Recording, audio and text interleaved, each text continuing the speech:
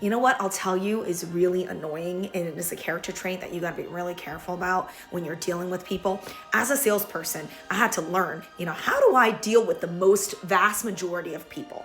Because in sales, if you think about it, your job is to win at least 85 to 90% of the population that you talk to.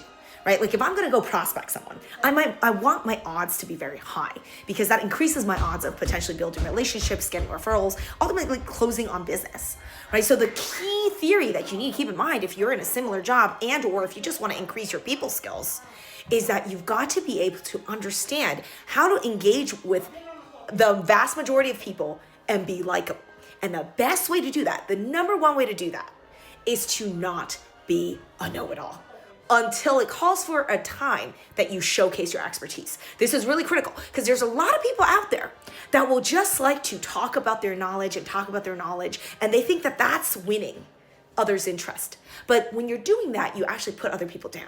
They think that you're kind of calling them stupid, right? So the best way to earn people's trust is actually to ask a lot of open questions, get your prospect talking, and keep talking and talking and talking and talking. And at the end, when you can finally give them some sort of solution or some sort of insight, that's when you showcase your knowledge. Because if you do it in that order, you're actually increasing the odds of you attracting the person that you want to get at to be your customer versus the opposite strategy of let me showcase to you everything I know, like talk your ear off in the first 10, 20 minutes of conversation, and that person barely gets a word in edgewise. That's very dangerous. Instead, what you want to do if you really want to succeed in sales is to listen first, ask questions first, and then sell later.